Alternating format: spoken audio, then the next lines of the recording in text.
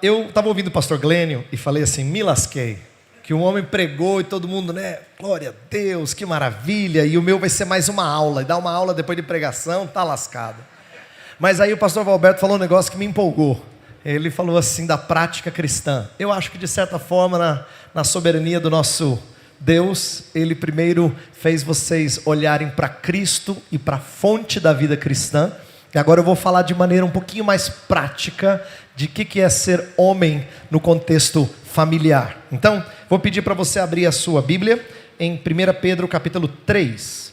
Esse é um texto que eu sei que o pastor Cleiton Gadelha usou ontem, mas eu já me informei, eu não estava aqui, mas já me informei que a minha abordagem vai ser relativamente diferente da dele. Então, se você ouviu ontem sobre a 1 Pedro 3,7, não se exaspere, não vai ser o mesmo sermão, até porque Deus é capaz de fazer com que pessoas exponham e explorem realidades diferentes de um mesmo texto, não é? Então, eu quero fazer isso aqui, expor 1 Pedro 3,7 com essa preocupação de falar da masculinidade que honra o nosso Deus e que evidencia o caráter de Cristo, tá? Então, tendo muita coisa que o pastor Glênio falou na mensagem anterior, eu acho que vai nos ajudar a entender como é que nós refletimos aspectos da pessoa de Cristo na nossa relação, especialmente com as mulheres. Eu vou falar aqui muita coisa ligada a casamento. Aí se você disser, pastor, mas eu não sou casado, não tem problema. Você tem que aprender a ser másculo homem e entender a relação com a mulher. Mas é claro que eu vou focar mais na vida matrimonial, porque a ênfase principal desse texto de Pedro está na questão de relacionamento com a esposa no lar, tá bom? Então, eu vou ler só o verso 7. 1 Pedro 3,7 diz assim: maridos, vós igualmente vivei a vida comum do lar, com discernimento e tendo consideração para com a vossa mulher como parte mais frágil. Tratai-a com dignidade, porque sois juntamente herdeiros da mesma graça de vida, para que não se interrompam as vossas orações. Antes de chamar a atenção de alguns problemas da nossa sociedade, que eu acho que esse texto tem a nos ensinar, o primeiro ponto que eu quero destacar é que existe algo contracultural dessa instrução. E é muito difícil a gente entender isso, a não ser que nós compreendamos aquilo que está sendo feito na cultura romana da época. Os 6 primeiros versos do capítulo 3 são orientações de Pedro para a mulher, que na cultura greco-romana era considerada uma subordinada mesmo, tem que dar ordem para essa mulherada. Mas aí Pedro vai e fala igualmente, isto é, vocês também têm responsabilidades. Tem um aspecto meio chocante dessa palavra para a cultura greco-romana. Como quem diz, Pedro, agora você vai dar ordem para a gente? Mas o evangelho é assim, ele corrige pecados endêmicos na cultura, corrige certas coisas. Como o pastor Glênio nos confrontou em algumas coisas da nossa cultura, que muitas vezes são ruins, Pedro está fazendo isso aqui também. E eu quero chamar a atenção de certos problemas culturais que a gente evidencia hoje e que mostram a necessidade de sempre nos voltarmos para a palavra, tá? Então eu inicio essa palavra fazendo o seguinte: nós vamos trabalhar no primeiro momento, tenho 3 momentos da minha palestra aqui para vocês. Primeiro momento, eu quero explicar um pouco da confusão social que nós vivenciamos, isto é, como a nossa sociedade acabou confundindo, bagunçando o que significa ser um homem segundo o coração de Deus, o que significa ser uma pessoa honrada na sua masculinidade, tá? Nossa sociedade acabou desvirtuando muita coisa, e eu vou pegar a dica do pastor Glênio e não vou falar das coisas horrendas. Pronto, o pastor vai acabar com uma ideologia de gênero, não vou falar nada disso aqui, tá? O que eu vou falar, na verdade, são dos beija-flores, que ele falou, né? Das coisas que parecem que são boas, que às vezes não parecem tão más assim, mas que acabam deturpando nossa visão do masculino. Então, eu quero iniciar falando de como nós, em tempos recentes, herdamos uma coisa que nem sempre a gente está muito consciente, de como houve uma feminilização no lar e da própria religião. Eu quero dar 2 exemplos dessa feminilização do lar e depois da religião. Primeiro vamos falar da feminilização do lar. Muitos estudiosos dizem que uma mudança radical aconteceu a partir da Revolução Industrial. A Revolução Industrial, ela promoveu uma mudança de estrutura no lar. Por quê? Porque num primeiro momento, as indústrias precisavam de muitos trabalhadores. Foram homens, mulheres e até crianças, mas logo se percebeu como isso era uma bagunça. Então mantiveram mulheres e crianças de volta no seu lar, e os homens foram sempre para as indústrias para trabalhar longas horas. Esse foi um momento em que houve uma grande mudança de estrutura social, em que o homem não participava mais do dia a dia da vida no lar. Ele ficava muito tempo fora de casa, às vezes depois ele ia gastar tempo com os amigos, tomando umas, e ele passava a nunca estar no lar. Então, a ideia de um marido que antes da Revolução Industrial participava da vida do lar, e agora ele não participa da educação dos filhos, isso é algo que mexe com a gente, até de maneira que nem sempre a gente se percebe. Quer ver? Um moço crente na sua igreja fala assim: meu irmão, estou procurando uma varoa abençoada para educar os meus filhos, para ser a mãe dos meus filhos. Normalmente o que ele quer dizer é alguém que vai educar esses meninos, essas meninas no caminho de Deus. Ele acha que está falando algo bonito, como se ele fosse escolher alguém e terceirizar o trabalho, entendeu? É assim que está na cabeça de muito homem, de muito jovem, porque criou-se esse contexto que nem sempre a gente percebe como sendo ruim. O fato de que agora o homem ausente traz sobre a mãe essa responsabilidade de educar os filhos como exemplo moral e espiritual. Inclusive tem um negócio bem curioso da Revolução Industrial que eu aprendi lendo sobre livros que exploram a mudança de mentalidade com respeito ao que é virtuoso. No século XIX, e isso acontece depois da Revolução Industrial, passa a se pensar em virtuoso muito associado ao que é feminino. Eu explico. No século XIX, por causa da saída dos homens do trabalho em casa e indo trabalhar muito fora, o que aconteceu foi que as mulheres passaram a se envolver em muitos movimentos sociais. Alimentar os pobres, apoio às missões, abolição da escravatura, mão de obra infantil, essas coisas assim. A mulher teve muito envolvida nessas coisas. E isso marcou e moldou a nossa cultura de tal forma que quando a gente pensa assim numa primeira dama, a esposa do prefeito, ou do governador, ou do presidente, o que a primeira dama pode fazer? A gente pensa sempre em ação social. Porque ação social virou sinônimo do que é feminino, daquilo que mulher faz. Então, esse tipo de mentalidade se tornou tão presente na nossa cultura que o lar passou a ser um lugar de mulher e coisas do lar passou a significar coisas de mulher.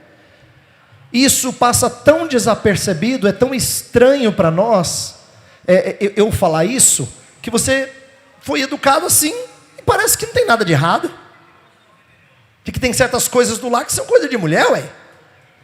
Você foi educado de um jeito deturpado e parece que não tem nada de pecaminoso nisso. Então, eu chamo a atenção primeiro dessa feminilização do lar, porque ela é fruto de uma mudança estrutural. Mas deixa eu falar de algo que talvez seja ainda mais camuflado, que é a feminilização da religião.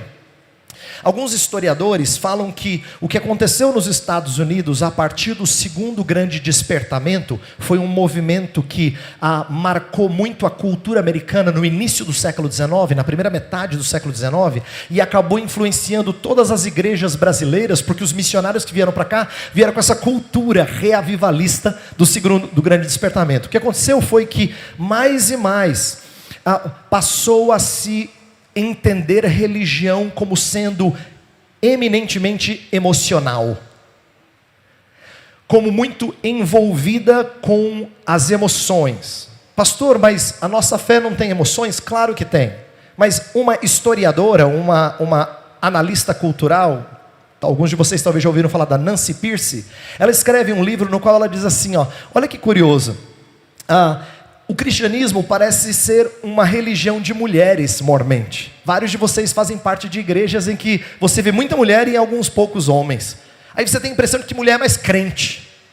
Aí eu fico feliz que ela diz, que se eu dissesse seria preconceito. Mas ela fala assim, nada disso. Não é verdade que religiosidade ou que mulher é mais crente. Se você olhar para outras grandes religiões do mundo, você vê participação masculina maciça.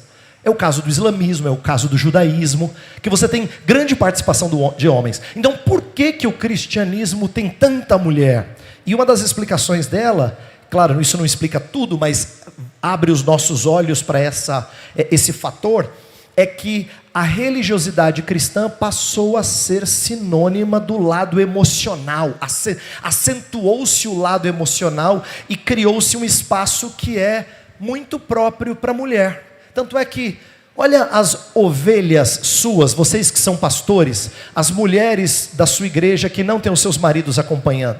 Faz uma visita na casa delas e vai perceber o que o homem gosta. As coisas que o homem gosta, parece que não tem nada na igreja. Não é irônico isso?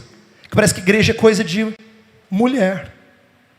Quando na verdade nós estamos falando de uma fé que tem tudo a ver com homens. Olha aqui, Nós estamos no espaço recheado quase que 100% de homens. Mas a feminilização da religião, inclusive despertando liderança feminina, onde homens foram negligentes, a ausência masculina na liderança da igreja, abrindo espaço para mulheres fazerem aquilo que homens não fazem, a gente entende como sendo a solução. Na verdade é prorrogar a solução do problema, infelizmente. Um terceiro ponto dessa confusão social é a feminilização da educação. E essa é muito curiosa, porque muitas vezes a mulher não está ciente disso, e o homem, como está acostumado a terceirizar, também não olha para essas coisas. Olha que curioso. Se eu fizesse uma pesquisa, você vai entender rapidamente qual é o resultado disso. Eu falei da feminilização do lar, da religião, agora da educação. Se eu fizesse uma pesquisa assim, quantos alunos problema na escola você acha que são meninos? E quantos são meninas? Eu li uma pesquisa de um educador que ele disse assim, minha esposa trabalha lá num contexto educacional de muitos alunos. E ela disse assim, na pesquisa dela, que 98% dos alunos eram meninos. Dos alunos problema, daqueles que vão falar com o diretor. Por que só menino e nunca menina? E aí a gente tem a mania de pensar que menino é mais levado. Mas a pergunta que eu faço é, será que meninos são mais pecadores? Ou será que o referencial educacional é mais feminino? E a resposta que esse educador dá é que a gente não percebe, mas educação é mais voltada, a educação nas escolas é mais voltada para comportamentos que são mais fáceis para meninas. Inclusive tem coisa que menino faz que não é permitido. Por exemplo, a gente vê menino testando força, brincando de brigas. Fala, nada disso, meninos, na fila, bonitinho, parece que é princesa assim, dando tchau, né? Eles são meninos. Eles são meninos. É próprio de menino. É coisa de menino. Não estou falando que eles têm que machucar um ao outro. Mas existe uma coisa de virilidade masculina que é diferente da menina. Mas a gente não percebe. Olha só, por que educadoras de crianças quase sempre são só mulheres? E a gente não... E para mostrar como isso é camuflado, é que isso se replica na escola dominical da sua igreja. Quase não tem homem que se dispõe a dar aula para criança. Percebe? Como essa feminilização da educação fez com que os meninos tenham referenciais, inclusive confusos. Homens que outrora foram ativos na educação de seus filhos, relegaram tal responsabilidade a um sistema público de educação, dominado por professoras e padrões femininos de aprendizagem, diz um educador. Então, isso mostra como nós estamos frente a uma confusão social. Último ponto dessa confusão social que eu quero destacar. Esta mensagem foi gravada durante o evento da Consciência Cristã e faz parte de uma série de outras mensagens que estão disponíveis no Bless, uma plataforma de estudos bíblicos focada em te auxiliar na sua jornada de fé. Acesse o link que está na descrição e saiba mais. É aquilo que às vezes a gente vê no nosso meio, que é, por conta de ter muita confusão, a gente às vezes tem reações que são negativas. A gente tem medo de qualquer coisa que dê a impressão de feminino. Nossa cultura brasileira, em alguns contextos, é bastante machista e se orgulha disso, né? Então, às vezes o brasileiro é tão perdido quanto ao que significa ser homem, que ele foge de atividades ditas femininas. Vou usar exemplos aqui que parecem engraçados, mas se alguém vê um homem carregando pegando um secador, fala assim: que é isso, rapaz? Para alguns, o lavar a louça, ou pode ser qualquer outra atividade dentro de casa, parece que isso é se identificar com o feminino. Então, para reafirmar a sua masculinidade, você se afasta de coisas que lembram mulheres, né? Um autor chamado Douglas Wilson afirma que muitas vezes o homem acha que sua responsabilidade é cuidar das coisas fora de casa. Então assim, levar o carro para o mecânico, tudo bem, mulher, deixa comigo. Mas dentro de casa é contigo, né? Então, fora de casa é do homem, enquanto a mulher cuida de dentro de casa. Esse é um conceito que se criou, que se convencionou, que faz do homem menos participativo da vida e das atividades do lar. Além disso, e essa é uma parte pecaminosa, muito má no nosso meio, existe uma perpetuação do conceito de mulher objeto, para satisfação de desejos carnais de homens. Eu estou falando disso por quê? Para mostrar como tanto aspectos bonzinhos, como aspectos maus, têm confundido a nossa percepção do que é ser masculino, e isso transborda para dentro da igreja. Para gente como vocês, que frequentam igrejas, que amam a Jesus, mas que às vezes não sabem refletir a beleza da masculinidade de Jesus em relação às mulheres. Então o meu desejo agora é aprender com esse texto sagrado que nós lemos, de 1 Pedro 3,7. Nos debruçarmos em cima de uma dificuldade exegética. Essa é a segunda parte da minha palestra. Eu quero abordar uma dificuldade exegética que tem aqui, mas ver o que nós podemos aprender dessa parte do texto, não é? Por que eu falo de uma dificuldade exegética? Deixa eu primeiro explicar como é que o texto de 1 Pedro 3,7 é estruturado, depois eu falo dessa dificuldade. É o seguinte, o texto, ele tem uma ordem, tá? Só um imperativo de fato, embora no português a tradução confunda a gente. No original em grego, vivei a vida comum do lar, que é a tradução da Almeida Revista Atualizada. Ou uma outra tradução mais literal seja, vivam juntos com conhecimento. Essa é uma tradução mais literal do texto grego, tá? Essa é a ordem, essa é a única ordem. O que o homem tem que fazer? Viver a vida comum do lar. Ou, vivam juntos com conhecimento, essa é a ideia. Uma consideração do texto é, e tratem com dignidade. O tratai com dignidade, que nas nossas traduções aparece como se fosse um imperativo, funciona mais como um qualificativo, alguma coisa assim, ó. Vivam a vida comum do lar, tratando a esposa com dignidade. Está vendo que o gerúndio muda? É como se fosse uma qualificação de como é que você vive no lar. Tá? Tratando a esposa com dignidade. E aí ele dá 3 razões. Ele fala que ela é a parte mais frágil, que ela tanto você quanto ela são herdeiros da mesma graça de vida, e ainda no final do verso fala sobre orações não atendidas, não ouvidas. Então são razões para reforçar a participação sua, homem, no lar, tá bom? Eu vou falar um pouquinho de cada uma delas, mas eu quero gastar mais tempo me detendo na ordem. Por isso que eu dei como título dessa palestra, Vivei a Vida Comum do Lar. Eu quero gastar mais tempo nessa ordem, para a gente pensar nas aplicações à luz dessa ordem, que é o principal aqui no verso, tá bom? Mas eu vou explicar um pouquinho das outras partes do verso também, ok? Bem, explicando essa estrutura, deixa eu falar agora da dificuldade exegética. O texto na Almeida Revista Atualizada, que eu li no começo, fala assim: maridos, vós igualmente vivei a vida comum do lar com discernimento. Esse é o começo do texto. Eu vou ler a versão da NVI para você ver que tradução diferente. Do mesmo modo, vocês, maridos, sejam sábios no convívio com suas mulheres.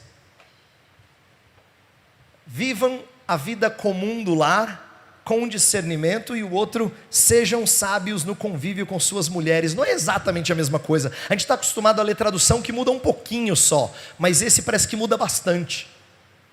Por quê? Por que você tem traduções diferentes assim? E a gente poderia ler outras traduções, mas essas duas já ilustram. Porque o texto original, ele tem a ideia de um imperativo, que é: viva com ela, viva junto dela, de acordo com o conhecimento. Literalmente é isso que é colocado. Mas a grande dificuldade é: que conhecimento? O texto não explicita. Viva de acordo com o conhecimento, hein? Você fala: ok, pastor, o que o senhor quis dizer com conhecimento? Pessoal, conhecimento, gente. Conhecimento. Você fala: entendi, pastor quer que eu conheça a Bíblia bastante. Mas que parte da Bíblia? O que da Bíblia? Né? É toda a Bíblia? Não, você tem que conhecer a Deus. Aí, ó. Não, você tem que conhecer a mulher. Não, você tem que conhecer a Deus e a sua mulher. Sabe o que é curioso? Eu fiz uma pesquisa e fui lendo um monte de comentaristas e descobri vários que são dissonantes nessa hora. Olha que interessante. Pedro está tratando de conhecer a esposa, de conhecer a Deus ou de conhecer os dois, simplificando o debate todo. E aí eu descobri que gente falando assim: não, aqui é conhecer a Deus, tem a ver com um relacionamento com Deus, você tem que estar ligado a Deus para você viver bem com a esposa. Outras pessoas falam: não, a ideia aqui do texto é você ter sensibilidade, saber as necessidades da esposa, para você viver ciente daquilo que ela precisa. E outros vão dizer: não, irmão, não precisa ser um ou outro, são os dois, você tem que conhecer a Deus e você tem que conhecer a esposa também. E aí eu achei um monte em cada um dos partidos. Isso dificulta a vida do pregador. É mais fácil quando eles combinam, né? Quando a gente vai pregar assim e eles bagunçam a cabeça da gente, atrapalha. É bom que eles combinem, que eles digam uma coisa só, aí você não tem confusão, aí você vai lá e prega, né, irmão? Só prega. O comentarista ajudou você, explicou o texto para você, você vai lá só e prega. Mas quando eles bagunçam assim, cada um falando uma coisa, você fica coçando a cabeça, dizendo: e agora? Vou para que canto? Né? Mas isso é para ilustrar para a gente que você tem pessoas que entendem que se refere a um relacionamento com Deus, outros que acham que tem tudo a ver com conhecer a esposa, e outros ainda que acham que sejam ambos os conhecimentos. E eu até encontrei uma comentarista mulher que nem discute o assunto. Eu falei: não é possível.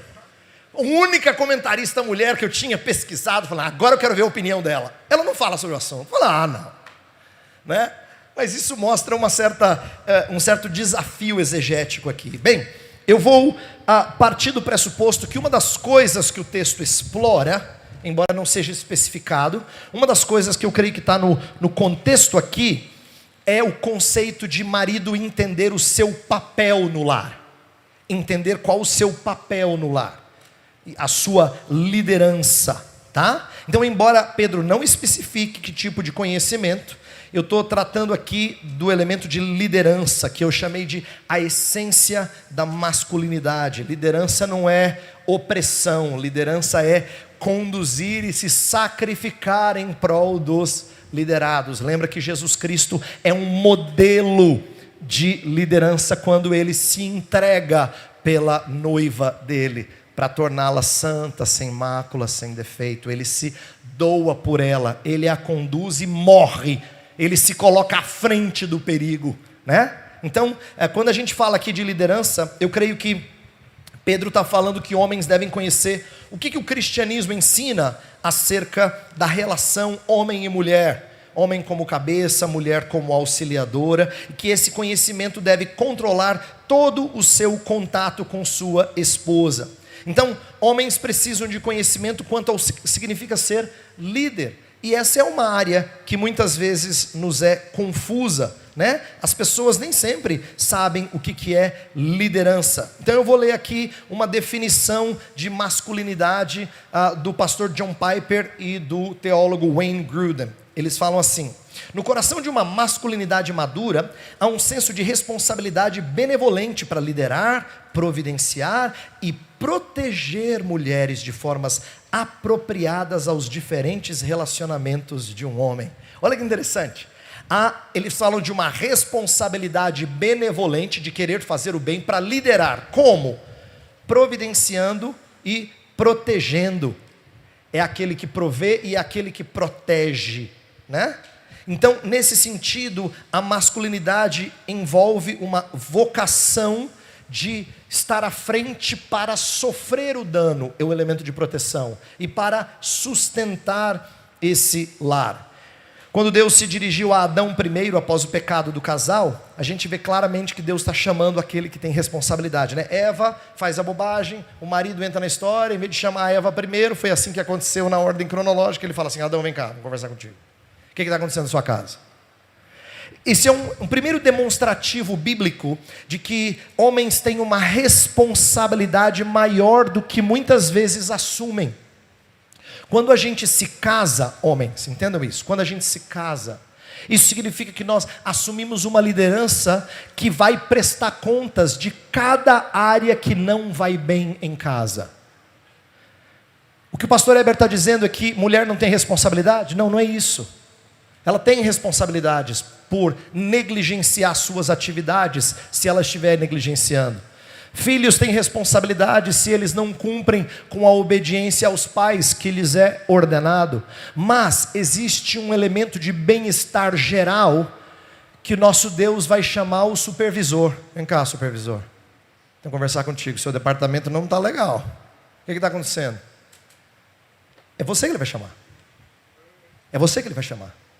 Então a gente tem que entender que parte desse convívio no lar com conhecimento é saber, é estar ciente dessa responsabilidade e trabalhar com base nela, né? Um autor também que é muito sagaz nesse ponto é o Voddie Baucham.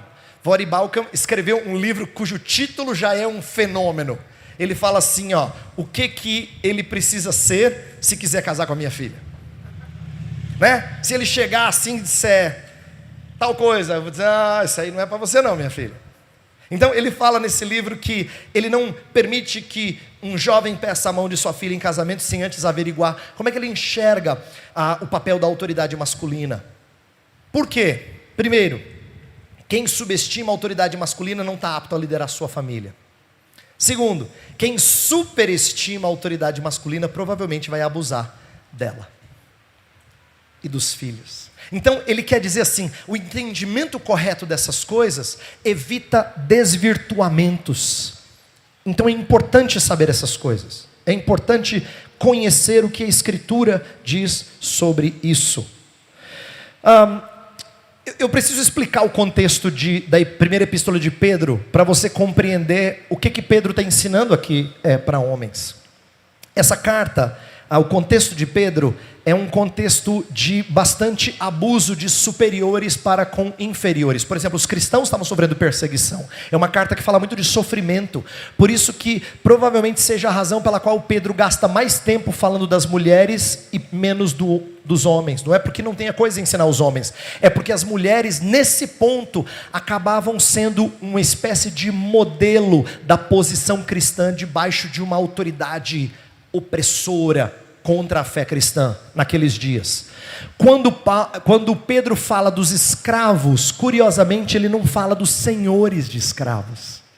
Pedro está usando a vida de submissão do escravo ao Senhor como um modelo de vida cristã. Por isso que ele vai dar ordens para o escravo e vai aplicar isso à igreja como um todo, por causa da nossa posição de liderança. De submissão, melhor dizendo. Então, eu estou dizendo isso porque o contexto da época era um contexto em que cristãos estavam debaixo de opressão no Império Romano. em lugares diferentes. E Pedro, ciente disso, escreve uma carta para crentes de várias províncias, para tentar animá-los a entender o valor de viver de forma cristã, mesmo debaixo de sofrimento. E aí, quando ele vai trabalhar com a questão do homem no relacionamento com a mulher, ele fala assim: igualmente, maridos, vós, igualmente. Esse igualmente aqui é que os maridos têm uma conduta devida, adequada em relação às suas esposas, né? Por causa, falei do contexto de opressão aos que estão na fé cristã, os maridos tinham que ser um exemplo contrário disso, do que significa estar em posição de liderança e não serem opressores. A honra e o respeito estão presentes em todo o contexto de 1 Pedro. São conceitos repetidos várias vezes. E é por isso que Pedro fala de tratar com dignidade, tratar com honra, no meio do versículo 7, né? A honra para com os mais fracos revela as belezas do Evangelho. Então, como é que o cristão, como é que o homem cristão deveria tratar a sua esposa? De tal forma a refletir as belezas do Evangelho. Lembra quando Jesus ora ao Pai, ele fala assim: Pai, eu sou muito grato, porque o Senhor escondeu essas coisas dos sábios entendidos, daqueles que são alguma coisa, e o Senhor revelou aos pequeninos. Existe um aspecto belo de tratar o pequeno com honra. O próprio Paulo vai falar em 1 Coríntios, né, para uma igreja muito soberba, muito cheia de si, que Deus escolheu porcaria. Aí, ó, porcaria, porcaria, porcaria, porcaria, só porcaria, né? Não foram muitos sábios e entendidos, muitos de nobre nascimento, muitos que são alguma coisa, não, de propósito, para que a glória, para que a honra esteja nele. Inclusive, no capítulo 12, que fala sobre dons, 1 Coríntios 12, você se lembra que uma das coisas que Paulo disse é assim: a gente enobrece os membros menos nobres, a gente embeleza os membros menos destacados, menos nobres, são esses que a gente enfeita. Ele está usando uma analogia de vestimenta para dizer assim: a gente cobre o que é feio, o que não deve ser evidenciado, a gente embeleza isso. E ele está usando essa analogia para dizer assim: tem um aspecto de honra. Você não precisa honrar quem está na frente, quem está tendo o tempo todo as luzes voltadas para ele, né? Precisa honrar, não precisa. Você precisa honrar aqueles que não aparecem, aqueles que são menos nobres. Então tem um elemento de refletir a beleza do Evangelho em exaltar aquele que é menos honrado, menos destacado, que é muito bonito. É por isso que o nosso noivo, estou falando de Cristo agora, embora seja cheio de glória e de honra, e ele vai descer para buscar a sua noiva, e todo olho verá essa honra e essa glória, ele faz questão de também descer a noiva ataviada, bela. Ele faz com que ela também ande no corredor, vamos dizer assim, para encontrá-lo, subindo aos ares para estar com ele. A ideia é que o Senhor Jesus concede honra àquela que não é destacada como ele. Há uma beleza evangélica nisso. Então quando Pedro fala, trate elas com dignidade, ele está contrariando as religiões pagãs que desprezavam as mulheres. O cristianismo, em contrapartida, exige que mulheres sejam tratadas com dignidade, né? Maridos não têm direito de desrespeitar as suas esposas em público, nem de brincadeira. Alguns de vocês têm um mau hábito de querer botá-la em situação constrangedora. É o seu prazer, você dá aquela risada gostosa. Parece legal, né? É desonrar aquela que você devia tratar com dignidade. Mas você adora botá-la em situação assim desconfortável. Aí você fala, todo mundo ri, os amigos, todo mundo... Aí você vai com aquela piadinha para casa. Oh, que mal. Que prazer em ver aquela a quem você deveria honrar ser alvo de chacota. Olha que venenoso que você é. Que venenoso. Você brinca para todo mundo rir e se esbaldar naquela que você devia tratar com honra. Olha que maldade, gente. Olha que reflexo oposto do que é o Evangelho de Cristo, de tratá-la com honra. Então, termino essa segunda parte mostrando as 3 razões pelas quais a gente tem que tratá-la com honra, que estão no texto. A primeira razão é de fragilidade. O texto fala da parte mais frágil. Tratai-a com dignidade porque ela é a parte mais frágil. Esse é um ponto levantado aqui.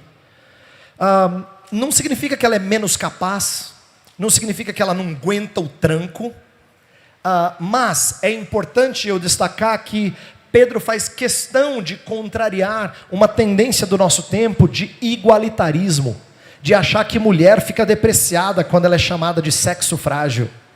Pedro, quando fala da fragilidade da mulher, ele não está desonrando ela, ele está honrando ela, a mulher. Por quê? Quando a gente vai fazer mudança, a mulher escreve com aquela caneta azul bem grande na caixa assim, ó, frágil, viu, marido? Não sai jogando por aí, é importante. Ela não coloca frágil em coisa que não vale nada.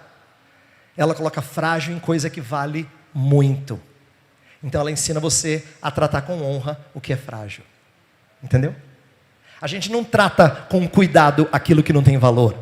A gente trata com... Calma, não, cuidado aí, na hora de você pegar. É frágil. Isto é importante. É valioso. Não é só porque quebra fácil. Ninguém trata com muito cuidado um copinho de plástico de beber água. É frágil, mas não tem valor. Você pode amassar, não tem problema. Mas aquilo que é valioso você trata com cuidado. É frágil. Quando Pedro fala da fragilidade da mulher, ele está honrando ela.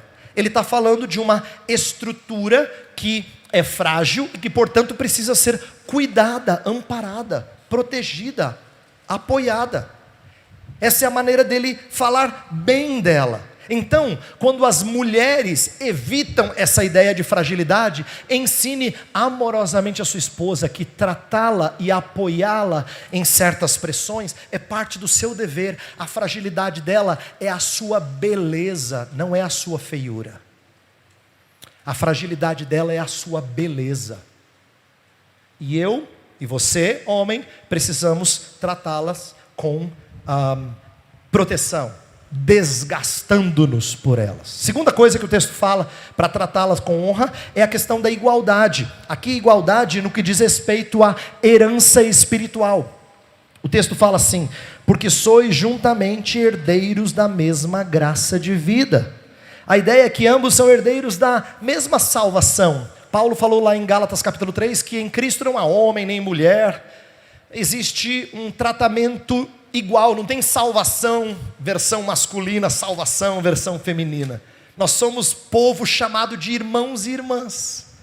Então, uma das coisas mais preciosas que você, homem, deve procurar nutrir na sua esposa é um vínculo com ela como irmão dela, ela como sua irmã. Sabe por quê? Um dia o seu vínculo de marido com ela terminará, mas o seu vínculo de irmão nunca terminará. Então o seu carinho, o seu afeto por ela tem que ser principalmente porque ela é herdeira da mesma graça. É isso que te faz eternamente conectado com ela, eternamente ligado com ela. O seu vínculo matrimonial tem tempo de término. A gente promete assim até que a morte nos separe, porque Deus instituiu assim. Mas a morte não separa irmãos em Cristo. Entende? Por isso que esse tem que ser o seu favor, o seu prazer, tá? Então um lar onde há igualdade e ternos afetos de misericórdia, como mencionou aqui pastor Glênio, ele evita muitos males sociais. Por último, o texto fala sobre espiritualidade, quando diz assim: para que não se interrompam as vossas orações. Aqui diz respeito a o Senhor Deus não prezar ou não almejar e responder, não ter o prazer em responder aquele que oprime quem está debaixo dele. Por quê? Porque prova da sua piedade vai continuar no capítulo 3, de que o Senhor Deus ouve aquele que busca a paz e empenha-se por alcançá-la. É para esses que o Senhor tem aberto as suas súplicas. Os olhos do Senhor repousam sobre os justos, os seus ouvidos estão abertos às suas súplicas, daquele que busca a paz e empenha-se por alcançá-la. Então, se você é um encrenqueiro, É justo a Escritura dizer que o Senhor Deus não vai te ouvir, porque você é um opressor de quem está debaixo de você. O que você quer que o seu Deus soberano te ouça e te atenda? É parecido com a parábola do credor incompassivo, né?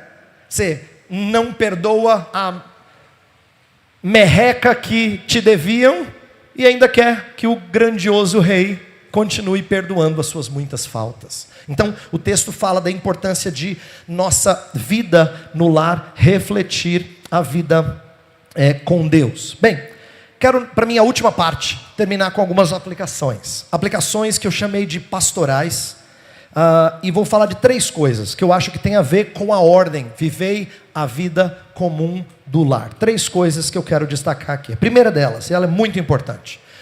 Você tem que lembrar que o lar é o seu dever e deve ser o seu prazer. E se não é o seu prazer, tem coisa muito errada no caminho. Deixa eu falar do dever primeiro, depois eu falo do prazer. O dever é porque o único imperativo do texto, como a gente já falou, parece estranho, mas tem tudo a ver com o que a gente tem que fazer. O imperativo é viver a vida comum do lar. A ordem é de participação no lar. É de cuidar de pessoas, não é só de coisas não. A sua saída é assim: mulher, eu trabalho bastante, mulher, estou cuidando do lar. Estou ralando aqui 2 empregos, sabe que eu chego tarde. Como se cuidar do lar fosse cuidar de coisas, antes do que cuidar de gente. Você tem que aprender a cuidar de gente, querida. Se você é comparado ao nosso pastor, que cuida das ovelhas, é porque você tem que proteger gente, prover para gente, cuidar do coração de gente. Coisas são providas por gente que não teme o Senhor. Gente que não teme o Senhor sabe dessas coisas. Entenda a importância de nós cuidarmos de pessoas. Essa é uma responsabilidade do homem. Na verdade, atenção, essa responsabilidade é primariamente sua, homem. Às vezes a gente tem a impressão de cuidar dos filhos em casa. A esposa deu aquele sabão durante o dia. Aí você fala: vai ouvir sua mãe, né? Tá bom. Aí sai de peito empinado que nem galo, como se você tivesse cumprido a sua parte, né? Esposa passou lá o dia ralando com os meninos e tal, e os moleques aprontando. Aí você chega em casa, bota aquela panca de galo, fala uma frase e sai. Resolveu o problema. Você está pensando o quê? Perceba a nossa negligência, a nossa omissão, um pecado super comum. A gente tem dificuldade de admitir, mas a gente foge de um monte de tarefa que elas pedem para nós ajudarmos. Um monte. Mostra o nosso jeito omisso. E essa omissão revela que, muitas vezes, a gente acha que a nossa casa é como viver num hotel. Reverendo Augusto Nicodemos escreveu um livro sobre família. Ele fala assim: se você chega do trabalho cansado, quer curtir a televisão, botar o pé na mesinha de centro da sala, não é? E depois vai dormir, você acha que você está num hotel. Se essa é a sua participação no lar, então você está num hotel, você não está vivendo num lar. Você não está cuidando de gente, você não está pastoreando o coração dos seus filhos, conversando sobre os ídolos que já têm invadido o coração deles, tentando ajudá-los a quebrar esses ídolos e a se voltarem para o Senhor. Isso é papel primariamente seu. Não é daquela abençoada com quem você casou para fazer o trabalho por você. É primariamente seu. Entenda isso. Mas esse dever não precisa ser um dever carrancudo. Se vida cristã é deleitosa, como o pastor Glênio falou antes para a gente, a vida comum do lar também tem que ser prazerosa.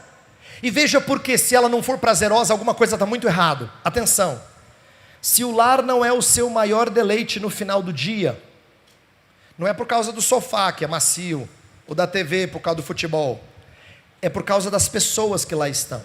Se o lar não é o seu maior deleite no final do dia, você ficou cativado pelas preocupações e pelos prazeres do meio do dia.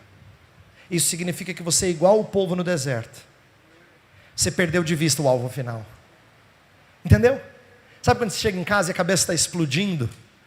Tudo você consegue pensar naquilo que o seu patrão falou que está atravessado assim, ó. Você não consegue cuidar dos seus porque você só fica preso nas preocupações. Ou talvez seja outra coisa. Na promoção que veio, que beleza, vai dar para a gente curtir umas férias melhores. Perceba que quando Jesus fala da parábola do semeador, ele diz de semente que cai em solo rochoso, esse não tem vigor para crescer, e solo espinhoso, que cresce e depois é sufocado. E quando Jesus vai explicar, ele vai dizer que um é sufocado, um é morto pelos problemas da vida, e o outro é morto pelos prazeres da vida. Olha que interessante. Você pode ser preso pelas preocupações da vida, ou pelos prazeres da vida, igualmente pecaminoso, porque negligenciou o seu prazer, que era fazer a trajetória toda e voltar para o seu deleite, o lugar onde você ama as pessoas mais do que tudo, onde você quer cuidar, se doar e se oferecer para que elas sejam santas, sem mácula e sem defeito. Então o lar deve ser o seu prazer, o seu dever e o seu prazer. Primeira aplicação. Segunda aplicação, quero fazer. Pedro, depois de falar da vida comum do lar, no versículo 8, ele encerra as suas orientações sobre vida na família. Ele fala assim: finalmente, sede todos de igual ânimo, compadecidos, fraternalmente amigos. Essa expressão, ela é central nesse verso. Existem 5 qualificativos no versículo 8, e eles funcionam meio que de forma espelhada. O primeiro tem a ver com o quinto, o segundo tem a ver com o quarto, e o terceiro, que é o do meio, é o mais significativo, que é o amor de irmão, fraternalmente amigos. Quando Pedro dá destaque a esse ponto do meio, ele está falando que uma das coisas que tem que ser mais comuns, e deve ser retrato de um casamento saudável, é que marido e mulher são amigos. Amigos. Quando fala vivei a vida comum do lar, o verbo vivei literalmente significa façam um lar juntos. É a ideia de companheirismo, que é explicitado no versículo 8, fraternalmente amigos. Então, eu queria que você entendesse que tem algo muito errado com o nosso jeito machista de querer curtir coisa só com o homem, de ter a noite só nossa. Aí você vai à festa, é o seu momento de extravasar, que só tem homem aqui. Aí parece assim que finalmente você foi libertado das amarras. Olha a nossa cultura. Em vez de ter prazer com aquela que deveria ser a sua melhor amiga, o exemplo mais próximo de amizade. A amizade é uma coisa que está na criação. Quando Deus fez Adão dar aquela voltinha e olhar os animais, era para ele perceber que não tinha ninguém que iria suprir essa necessidade que ele tem de relacionar-se com alguém igual a ele. Então Deus vai lá e cria a sua bela esposa e lhe dá como companheira.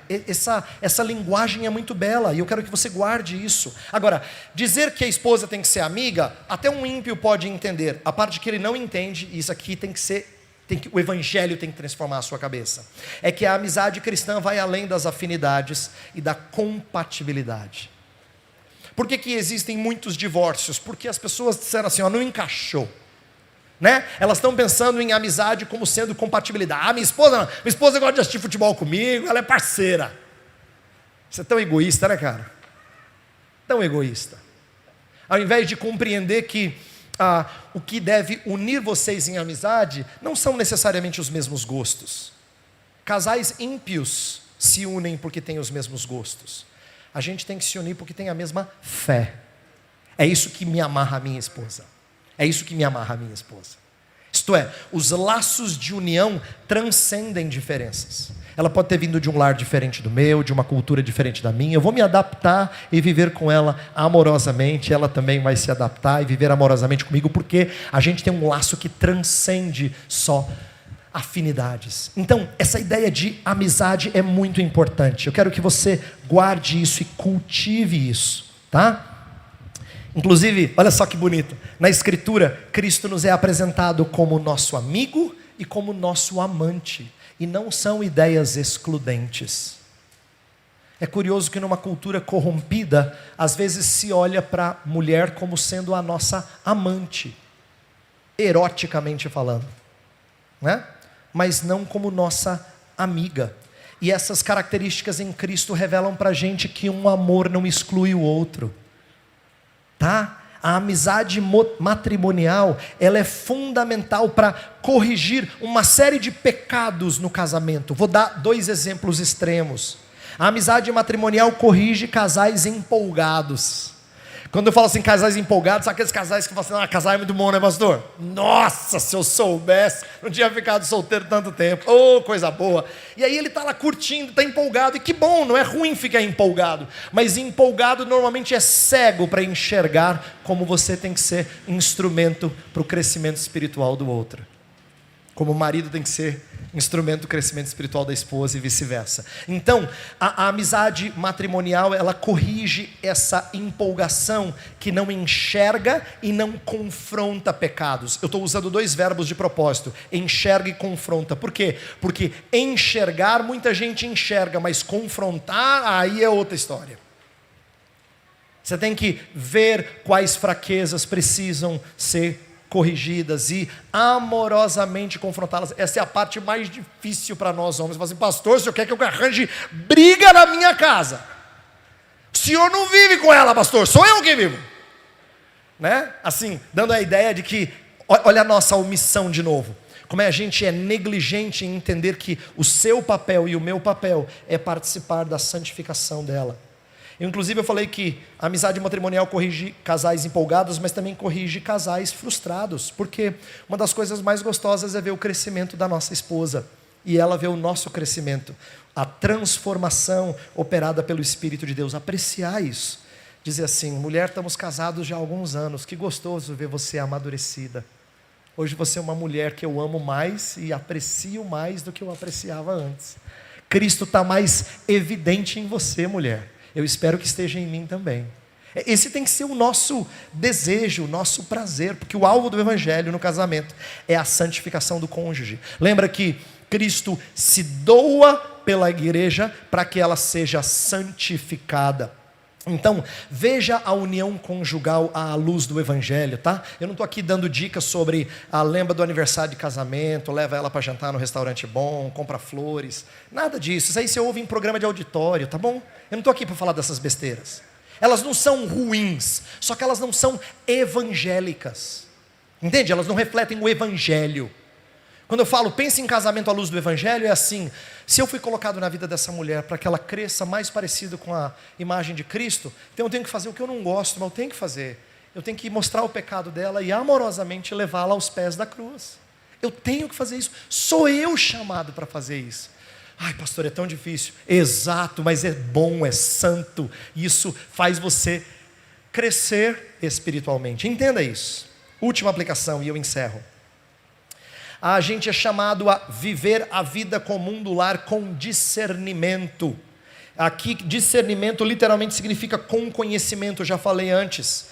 Já que casamento é um conflito de cosmovisões, gente que vem de um contexto de vida e enxerga a vida de um jeito e o outro enxerga a vida de outro, eu diria que uma das coisas que tem que ser desenvolvida no lar é o desenvolvimento de uma cosmovisão cristã no lar. Tá? A gente tem que aprender que como 2 pessoas diferentes, pecadoras, são unidas, o potencial para atrito é 100%.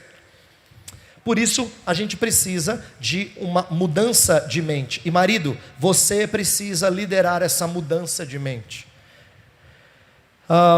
Moldando também uma cosmovisão bíblica para o casamento cristão. 2 coisas que eu ilustro sobre cosmovisão e encerro. A primeira é entender a complementaridade de funções. Complementaridade de funções. Hoje nós ouvimos aqui a importância da gente ser dependente, né? E nós temos ouvido isso, a importância de nós sermos dependentes de Deus. Existe um aspecto bonito no casamento que reflete a nossa vida com Deus. Nós precisamos uns dos outros. O desejo independente é a evidência de pecado. Quando em Gênesis 3,16 fala assim, o teu desejo será para o seu marido, significa que o desejo estava desordenado. Ele estava independente. Essa é a ideia. E ele tinha que ser reordenado. Cuidado com desejos independentes. O alvo da união é alinhar objetivos, pensar concordemente no Senhor. Ainda que os serviços sejam diferentes, alcancem objetivos diferentes. Ah, pastor, ela é muito melhor do que eu para esse tipo de serviço. Que bom, vai de acordo com os dons dela. E você com outros, ok. Mas sempre com o mesmo objetivo, com o mesmo alvo. Isso tem que ser nutrido. Vocês como casal têm que pensar assim, como é que nós participamos do crescimento do reino juntos? Você me ajudando nisso, marido, e eu fazendo essa outra coisa. Isso é complementaridade de funções. Isso é uma cosmovisão cristã no lar, em que a gente trabalha em prol do reino.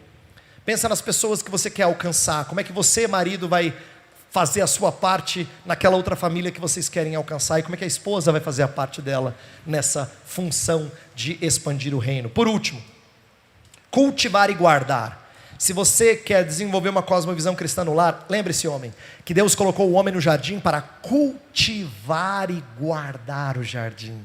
Isso aqui é a missão do marido, de edificar e encorajar a sua esposa diante de seus medos e fraquezas, ao mesmo tempo guardá-la do mal ao seu redor. Perceba, cultivar é desenvolver, é promover as potencialidades da criação. E por outro lado, guardar é proteger dos males que a cercam, tanto fora dela quanto dentro dela. Uma das coisas mais difíceis, mas mais gostosas de fazer no casamento é quando a gente reafirma o desejo que o outro exponha o meu pecado. Se ela diz assim, marido, me ajuda, eu falho nisso. Cara, se eu ouvir isso dela é porque ela quer ser crente. Não despreze esse pedido. Seja bênção na vida dela. E diga o mesmo para ela, mulher, eu preciso do seu auxílio. Eu quero refletir a Cristo. Então, a ideia de nós sermos cultivarmos aquilo que há em nós e de protegermos dos males que nos cercam. Eu creio que com isso, Pedro já nos está dando muitas orientações preciosas. A gente podia ir mais longe, mas eu acho que isso é suficiente. Eu quero orar, pedir que Deus abençoe vocês, homens, para a gente ir na contramão de muitas tendências confusas da nossa sociedade. Baixe sua cabeça, feche seus olhos, vamos falar com o nosso Deus. Senhor, nós estamos aqui certos de que há muita coisa para aprender. Algumas delas nós já ouvimos antes, e eu louvo o Teu nome, porque nós temos aprendido algumas dessas coisas em outros momentos. O Senhor tem nos ensinado por diversas formas. Louvado seja o Teu nome. Porém, nós cremos que Tua palavra nunca é em vão. Ela sempre nos desperta para coisas que nós precisávamos ouvir de novo, ou precisávamos ser despertados a fazer. Então, faz com que Tua palavra frutifique, Senhor, na vida dos meus irmãos. São vários homens aqui que acompanharam suas esposas em alguns casos, outros que estão procurando uma esposa, e outros que não têm buscado o casamento, mas convivem com mulheres e precisam se mostrar bênção na vida de mulheres. Pedimos que em todos os casos, eles venham a imitar a bela masculinidade do Teu Filho na vida de mulheres, e sejam um instrumento de bênção para o crescimento delas, para a glória do Senhor, em nome de Cristo. Amém. Esta mensagem foi gravada durante o evento da Consciência Cristã e faz parte de uma série de outras mensagens que estão disponíveis no Bless, uma plataforma de estudos bíblicos focada em te auxiliar na sua jornada de fé. Acesse o link que está na descrição e saiba mais.